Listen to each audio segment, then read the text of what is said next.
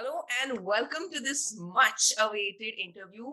And I have been personally awaiting this interview because there is someone very, very special to me. And I've never ever met her before this, but yet this is so special. And the reason is because I was always in search of a woman, yes, specifically a woman who has created miracles for herself and who's a living miracle herself because she helps others to do the same.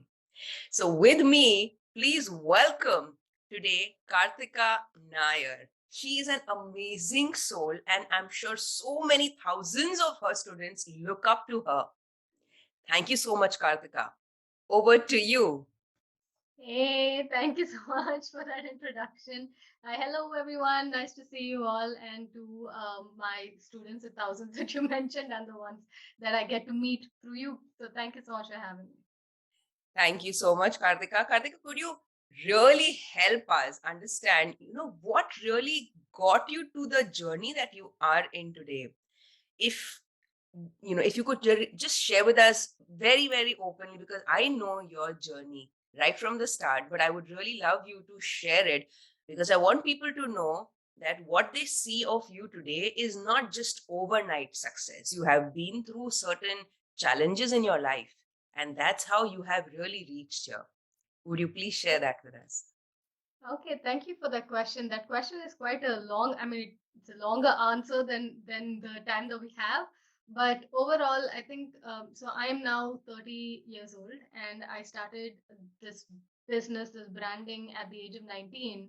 And before that, for most of my life, since the age of 8, I was very, very inclined towards very metaphysical things, and I wanted to understand if reality was really how people say it is. From a very young age, I felt like something was not right. I was experiencing things that usually society would say, song in your head, or be realistic, or living in fool's world, and these are the ideas, but something was constantly telling me that there's more to life and reality than what has been told to us. So from a young age, I started trying to find out the answers. But you don't really try to find out the answers unless there's something that's pushed you to do it. And so for me, my childhood was in a lot of social anxiety and bullying. And from bullying came a lot of, a lot of mental health issues, a lot of depression. And over time, it became anxiety. It grew into an anxiety disorder called panic disorder, which I was diagnosed with in 2013. So I was having massive panic attacks at home, outside home. I could not leave the house, couldn't go to the corner of the street because I would panic. I would panic is when you feel like your body is shutting down or you're dying. It doesn't feel like you are.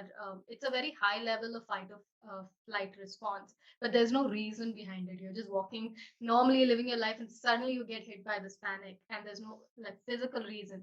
There's a subconscious trigger, but I went through a lot of that. So, and I went through that at a time where Indian society was not really looking at mental health. So it was more of oh, this is gas. That's what it is. So that was where I came from. So I had to find the answers myself. So to stop the bullying, to try to find my way through school and college, I started picking up books. My family was already into the network marketing industry. So they had so many books on positive mindset and success and things like that. So those books were surrounding me. And funny thing, when I was a kid, I used to make fun of my parents and I'd be like, what is this crap you guys are reading? But turns out that my industry when I grew up was the same industry, positive mental attitude. So it was surrounding me and I looked for my answers there. And then when I was in ninth grade, The Secret came out, the movie. And then I was extremely, actually, a little back, like I said, this answer is longer than the time we have. But a little story from there is when I was a kid, I had this storybook, and in that there was a story of a girl who found a fairy in her garden, and she became friends with that fairy, and the fairy would grant all her wishes. And I got so inspired by that story. I must have been, I don't know, 6 or 7 years old, but I would go up on top of these mountains of stones, those gravel stones at construction yards. I'd go up there, I'd take a stone, I'd throw it, and I'd say, if the stone passes this so and so, space, then my Hindi teacher will not come to class, or my maths teacher will not come to class, and it was That's manifest. so And cute. so I used to think I have my own, fairy or something like that. So from a young age, I was very interested in creation, interested in magic, things like that, not like, white magic, black magic type of magic, just the idea of, magic. And that's how my journey started. So my journey is, as you can see, there is both creation as well as healing of mental health. So I merge these two, and this is what I teach, is a inner and outer journey that we walk. This is so beautiful. And everything that's external somewhere begins internal. Do you agree with that? Yes, absolutely. So, Kartika, your life is not short of a living miracle.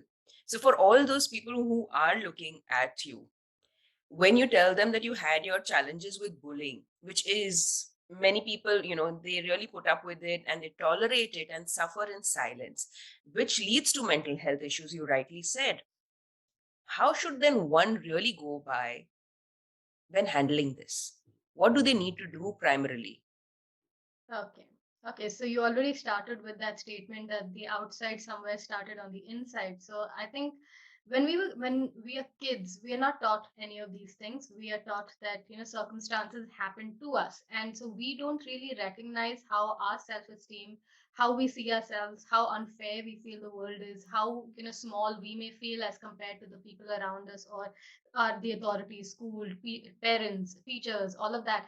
We tend to form already a sense of victimhood from a very, very young age. We're not taught that, you're not taught our power in any way ever. It's like do well in school or you're going to get, I was probably the last generation that got that corporate punishment, used to be hit in school. You also, I'm assuming, in your, so we've Yes. all been taught to see ourselves as cockroaches, basically, and what ends up happening is, we create a lot of situations, especially in my school days. I created such bizarre situations in that if I was to write a book, you would really wonder how did you manifest such strange things. Like I would, write in my rough notebook. You remember we had those rough notebooks? They're Yes. not our main notebooks. We don't submit that to school. We had Yes. rough notebooks, and in my rough notebooks, I used to like, act like I'm a teacher and I'd sign and I'd tick mark things and all of that. But somehow my rough notebook gets submitted and they think that I'm forging their teacher's signature, and I Oh, get suspended. And I create so many situations where I would really be like,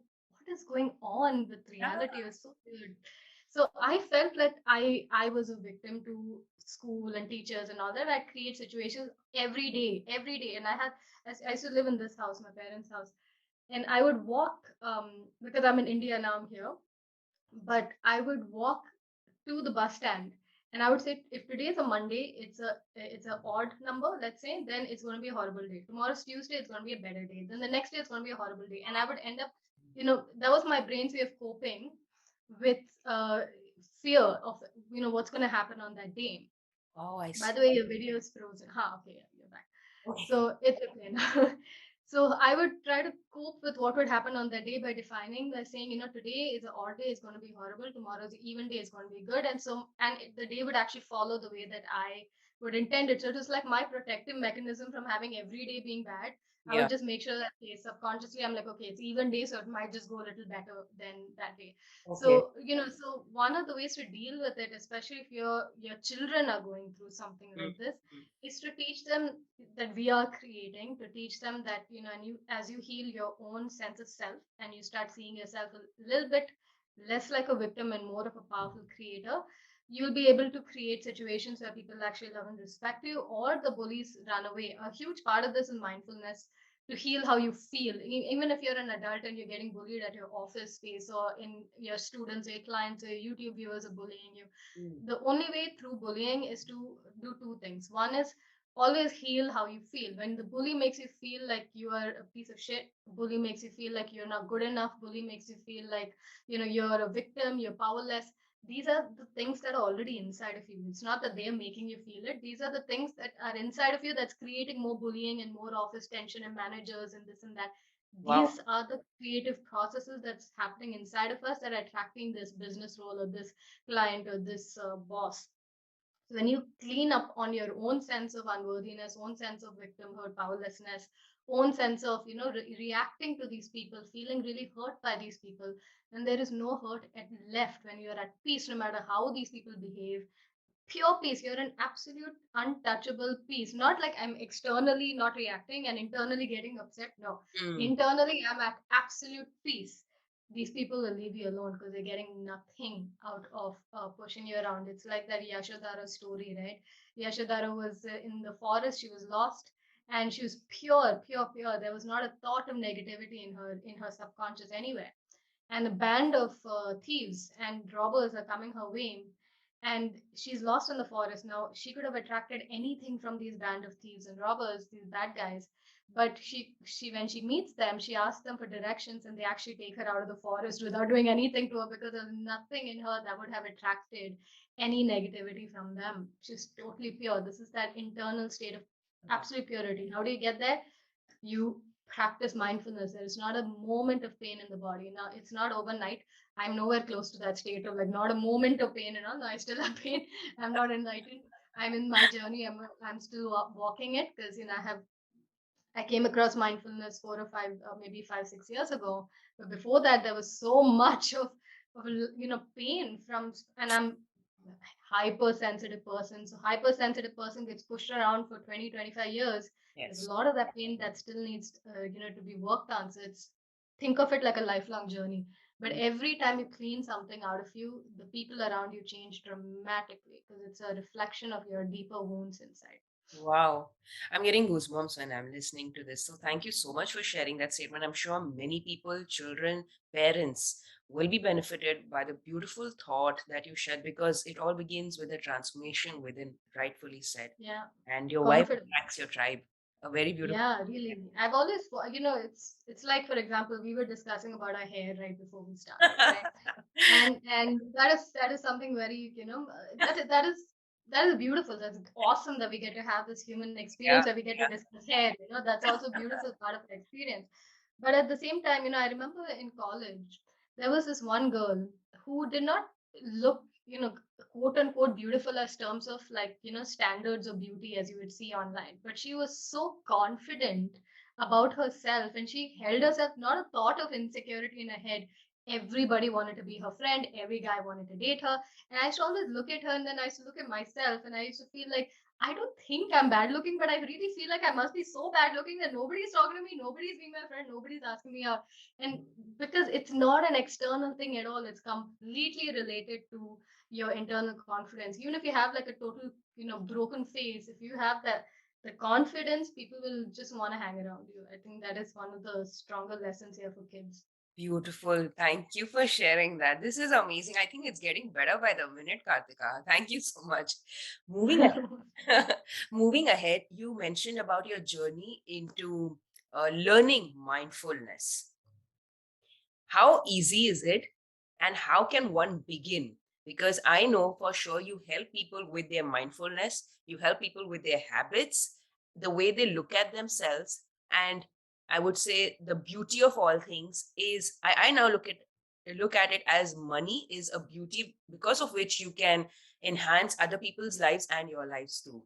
So tell us more about it. Okay, so you want to know about mindfulness, how easy it is and how to practice it, and also money separately, or do you want to mix the two? How it transitioned into helping Okay. people with their mindset of money. Okay. Okay. Okay, so mindfulness is actually not that hard. It's a very counterintuitive statement, right? Because there are two aspects of mindfulness. A lot of people, firstly, what is mindfulness? Why are we even doing it? Mindfulness should actually be called mindlessness or mind emptiness. It is to not be living in the mind at all. Yes. It is to be living separate from that. There is a aspect of us called the awareness. Actually, it's not an aspect of us. It is who we are. It's awareness. Right now, there's something in you that's listening to me, that's aware of me. That is actually you. Now, the mind that you think you are, your story, this is who I am, this is my past, this is my, everything about me, that's not you, because that can be changed. I can, if you repeat a new name enough, you will actually start believing that. You repeat a new story enough, you'll believe that. If you go back and remember your memories differently, you'll begin to remember that. So your mind is very transient. It's coming and it's going. Anything that's coming and going, which is not permanent, is not you, obviously, right? Because it's coming and going, it's changing all the time. Same way your physical body is also changing. Its cells are changing, you're changing, your hair is changing. So you cannot be your body. Then to identify with, your looks, or to identify with your nose and say, I am not good enough because my nose is like this. it's all mental noise that can all be changed. So you're not, your body, you're not your mind. Emotions are what you were feeling 3 days ago versus what you're feeling now has changed. Okay, right now you're probably feeling a lot better or worse. These things have changed. Yes. So again, you're not your emotions. They're also trans just moving. They're like, it's like a parade that is going through. But one thing that is constant there is you. You were always there. When experiences came and went, you were there. Your awareness, you're aware of it. When thoughts come and go, you're aware that there are these thoughts that are coming, there are these emotions that are coming, experiences are coming, your body is changing. You are the constant, the one who's experiencing it all. The experience is changing, body, thoughts, emotions, all that, but you are constant. Now, the issue is we've not learned to find out who we are. We've become completely possessed by these coming and going things, your thoughts, your emotions, your experiences, your behavior. And then we become that. So you're like, oh, when I was this so much so and so years old, somebody slapped me and said this thing. So therefore, I am this victim of, abuse who is now a victim, and I should be sad and I should be depressed and I should be Yeah. injecting myself. And so now we end up becoming the story as opposed to seeing that, hey, I experienced an experience. I'm not that experience. So mindfulness takes you completely out of suffering at every level. So why does that? So now it's like, okay, that sounds really hard to do. How do I do that? It's not hard to do. In fact, right now, if you just begin to observe it, this thought that is appearing in your head that says this is so hard to do, you've already practiced mindfulness. You've already separated yourself from that thought True.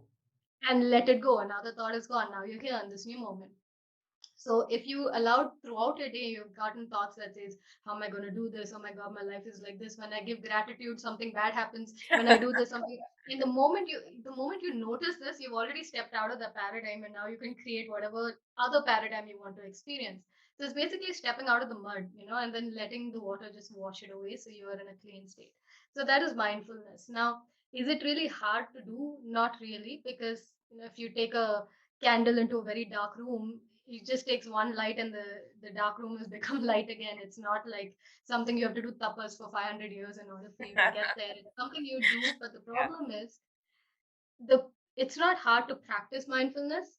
It's just that we've become completely accustomed to practicing the opposite, which is judgment, resistance, thinking of the past, thinking of the future, making meaning out of everything. And we practiced it to a cellular level. So now it is hard to keep bringing ourselves back. We'll keep falling down, we'll keep going into the victim card, and then it's like, okay, now I need to come back. Which is why what we do as Synchroshakti is we hold people every day and slap the ego out of them every day to a point where they cannot afford to go back into the moment they go back there. We have our Telegram group, we have live classes, we have this and that. We're like, zoop, pull them back, and you're like, hey, remember who you actually are. You're not these things. And then Exactly. they're like, oh, wow, okay, it just took me a second to come out of that. Then I was suffering through that all night. And now I'm like, oh, I didn't have to. You Wow. can sit with all that emotion and breathe it out, listen to the emotion as opposed to just becoming the emotion and suffering. So we're all human. We're all going to fall down. I have my moments where I'm totally unconscious and I have no idea, where my mindfulness went out. But then my journey is to keep coming back and to go deeper into the process. So this is what we do for our students also. So we are in a very authenticity movement. I'm not going to lie and tell you, oh, no, all the time I'm like totally conscious. No, I get very unconscious, but then my bounce back is extremely fast. If I get unconscious that day, I've come back to consciousness. Most people hold their unconsciousness for 90 years. There are people who are in 90, 95, 100 years who are still in their unconscious state. Our job is to snap them out so that the same day they come back to consciousness. That is our job of our practice, and to push others to practice this. Wow. Three phrases that I literally hung on was you come out of the mud and let the water wash it off. That was one very beautiful statement. The second one was resistance. Now, this term is a huge term. Now, when you say resistance, it means in the terms of ego. Does it mean in the terms of holding back because of self-esteem or because of the environment? I would like to know that. And the third term was when you said we slap their ego. Now, I Hmm. would really love to know because this is leading to something very interesting. How do you guys even do that? Yeah, it is sounding really Okay. interesting. I'm sure so many people will love to know this. Okay. So There are a few things here. So let's start with the first statement, which is resistance. So resistance here actually means fighting life. Okay, when something is happening in the moment, I cannot take a time machine and stop it from happening in this moment. Right now, we're having this call. Right now, I could resist this call by saying, "Oh, I don't like being here. Why is she taking up so much time? Yeah. I'm fighting against something, and we're fighting against what's happening in our moment to moment life. We're judging. This is bad. This I don't like this, and somehow we think by us creating all this mental noise, we're somehow dealing with life. We're not. In fact, all we're doing is we're giving all that. This is ego. The ego, we're giving it all this energy to keep causing suffering, because judgment and resistance causes suffering. Anything I say is bad and I fight against it, it's only going to hurt me. Okay, anything, and I'm talking about this is energy. You fight against anything, I'm telling you, in this universe, whether it's drugs or viruses or anything, you fight against it with that energy of this is bad, get it away. It'll slap on you, it'll get stuck to your face, and you won't know what to do with it. This is life. Anything that you resist will come to you in such strong energies. Yeah. It's True. evidenced all around us. Okay, point is, we need to learn to allow things to slide and go. Energy is always moving. Life is always changing. Solutions are coming for every problem. What you had when you're 3 years old, you're no longer dealing with the problem now, unless you're holding on to it through judging and resisting. So when I judge and resist, it's like I hold on to the problem and stick it on my face and it never leaves. So our job with resistance, what we're talking about dropping resistance, is to accept it as perfect teacher for me in this moment. I'm learning from this. I'm gaining insight. I can see a way to find solutions. I'm not going to fight against it. Anything I fight, I will give so much power to. It'll stick to my face, and it will take forever, years to go. Whether it's our weight, whether it's our self-esteem, whether it's our husband, wife, mother-in-law, anything I give mental, emotional judgment or Yeah. resistance towards, we get that situation will solidify to a point where it's hard to break it. And that is why most people are struggling in their life and can't break it, because they've put so much of mental fuel and like kerosene to keep putting that fire on that thing, which is judgment Yeah. and resistance, and it does not leave their lives. No amount of law of attraction is going to help you here Mm. at all, because you're it's like three people want to go in this direction, but three people are judging and resisting it, so they're stuck here. So the Mm. boat goes in circles, and then 30 years later they're still stuck, and they'll say law of attraction doesn't work. Yeah, because a part of you still sticking on that thing on your face, because you're judging and resisting the current situation. So we talk about dropping. So how do we drop judgment and resistance? Is to see everything is perfect in this moment. My crazy mother-in-law is perfect in this moment. How is it perfect? Because I get to understand her. I get to see that Right. she had a certain Yeah. childhood, and it's nothing to do with me. If I get upset, then it has to do with me, because then I'm attracting that constantly through that upset. Going back to what I shared beginning, Yes. whatever emotions we have towards the people who behave badly to us, that emotion is the creative force that attracts more of it.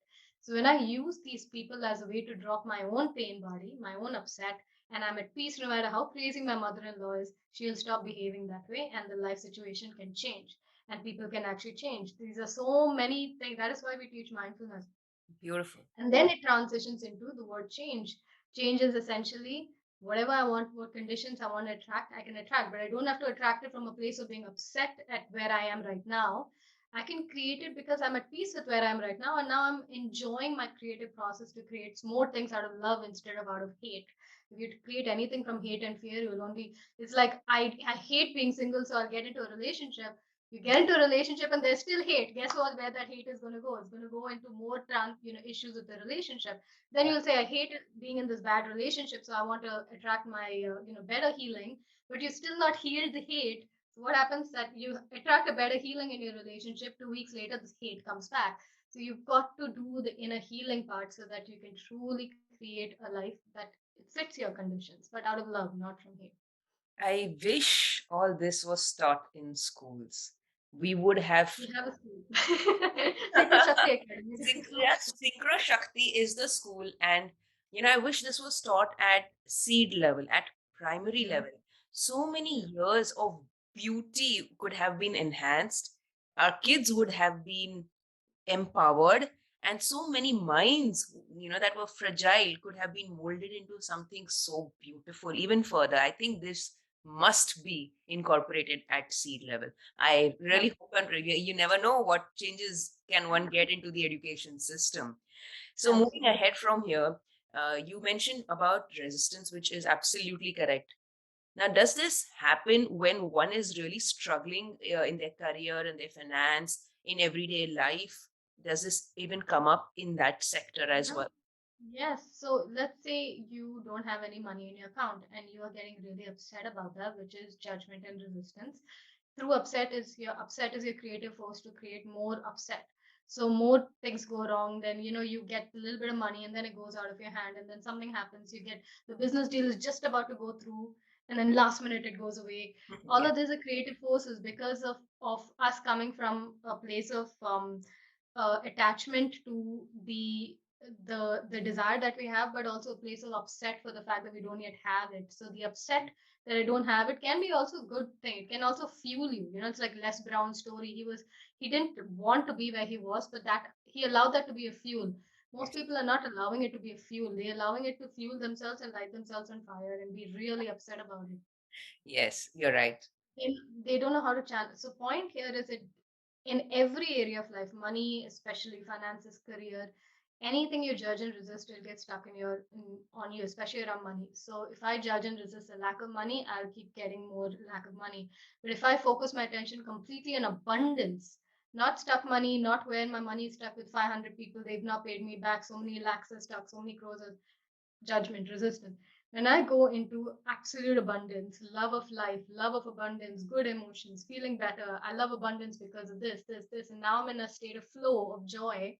Stuck money will come back, loans that were stopped, will come back. All these things come back when I'm focused on the new reality as opposed to constantly fighting my current reality. So, and we've seen tens of thousands of success stories in our group of people who just follow this paradigm of stop struggling mentally, emotionally with this moment. Accept this as a perfect teacher. Learn from it. If it's pissing you off, sit with that emotion, breathe through it until you're at complete peace. And then through love, create what you want to create. And the easiest way to explain this is no matter what is going on in life, if I can be at peace, that is mindfulness. So, judgment and resistance is the opposite. So, acceptance and peace in this moment. If there's nothing in my bank, I've been there, right? So, we've been through all of that. I've been through horrible health and horrible mental health and horrible relationships and no money, and we've been through that. But if I allow that to upset me, it's an automatic reaction, it will come up upset. As we sit and heal that feeling and we're at peace, we're seeing that empty bank account, but there's peace in my heart. Now, from that peace, there's space to create new things, new things, and new things. And then within a week, you can go from 0 to 20 lakhs, and you'll be like, oh, I knew this was coming anyway. I was peaceful through the whole thing. Is it easy to do so?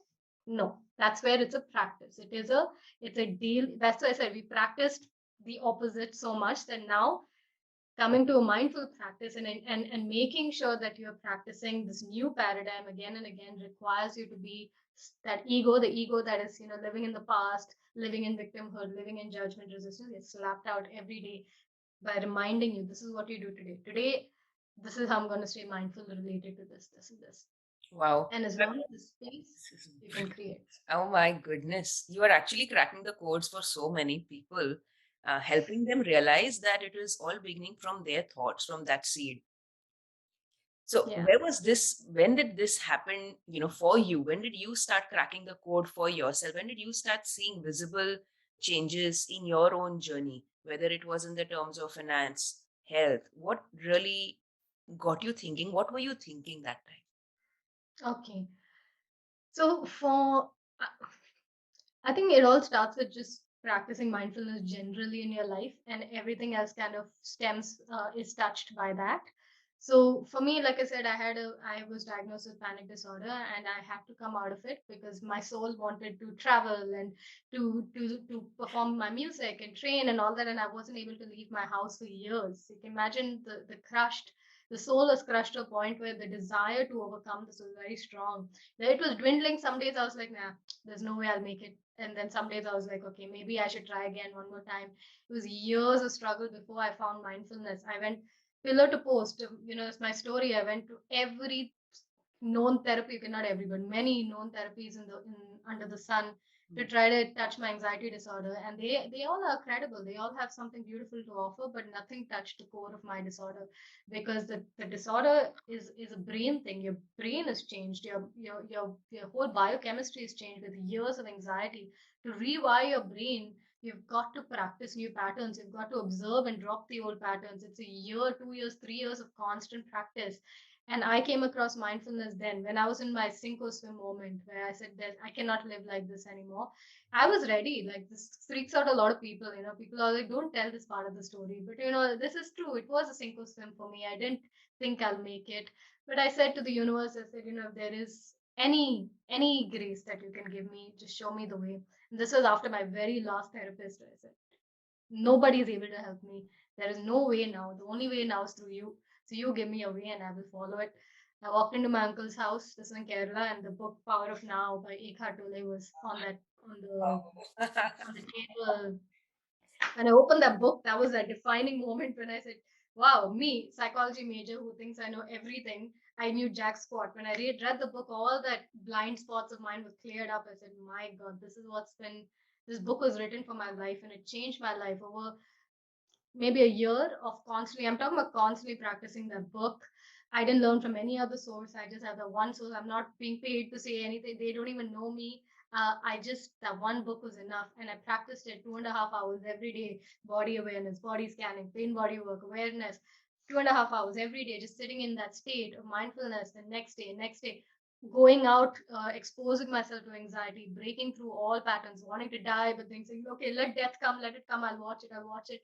Being so much practice mindfulness for so many years like this, allowing the darkness to come up and transmute. It's not easy. I met a therapist on a boat recently in Croatia when I was on a boat trip, and she listened to the story and she said, you did this alone. I said, yeah, I didn't have a therapist. I mean, I went through therapies, but this particular journey I went through on my own. She's like, what is this? I said, she's like, how did you have the courage to go through? Because there were days I was having like fits, and I was having, seeing every dark image, and I thought I would just die in the moment. But I said, let the death come. It's the story of Ramana Maharishi. His enlightenment story is where he felt he had a panic attack coming on, and he felt he was about to die.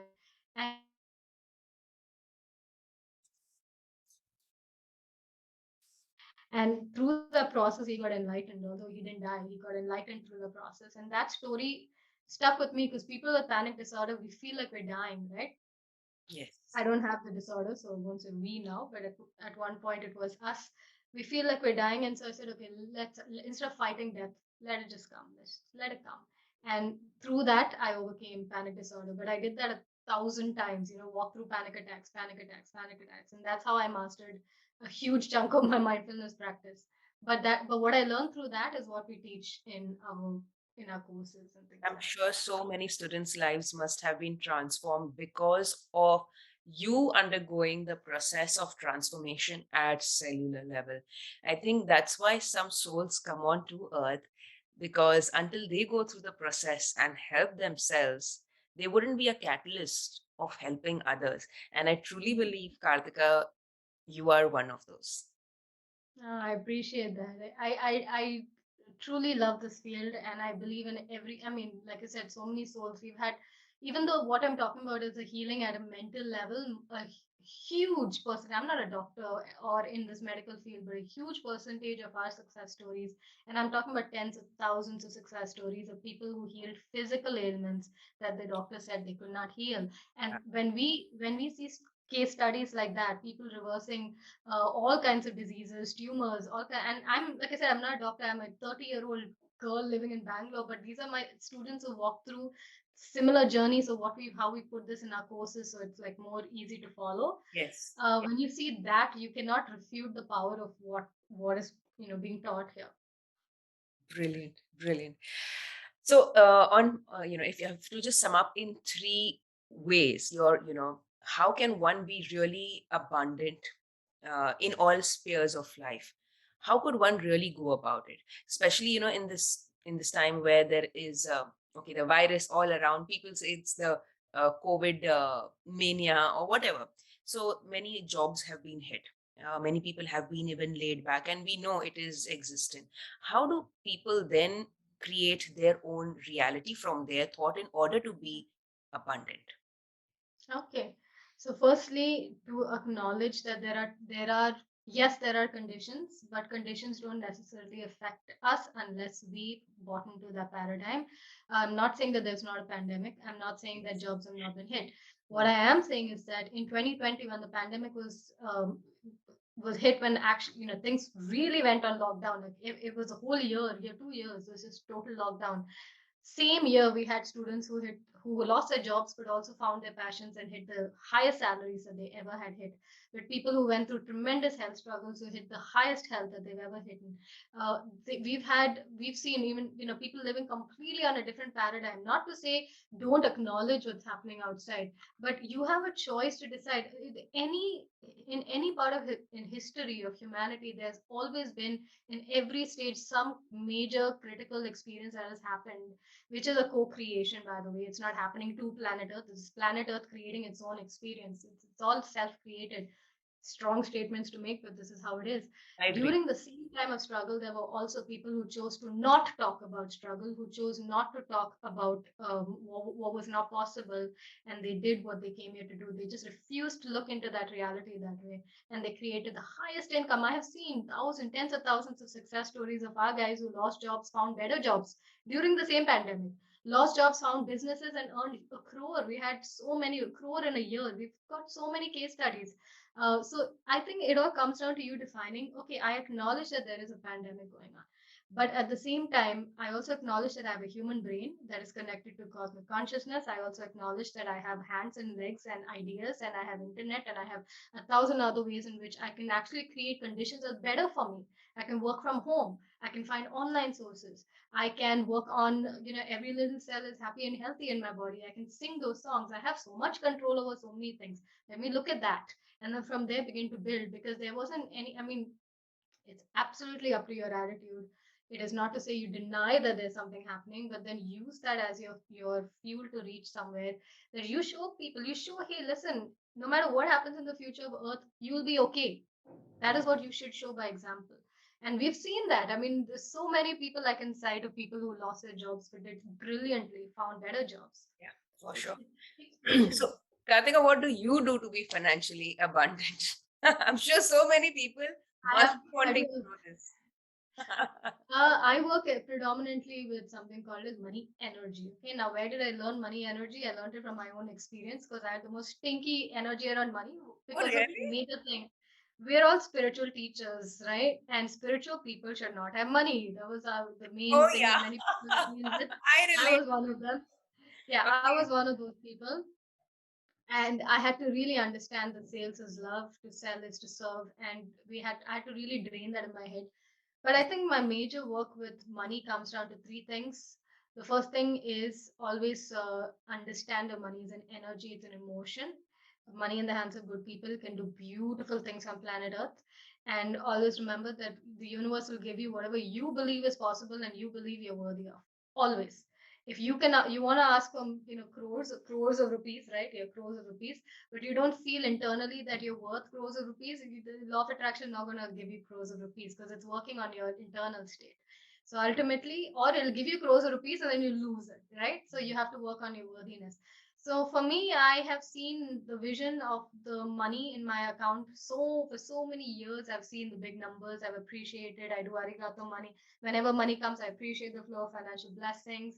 Right before this call, I got a SMS like a second before you came in my head, I was doing, I appreciate the flow of financial blessings. When I'm paying, I say, I appreciate that I can add to someone else's abundance.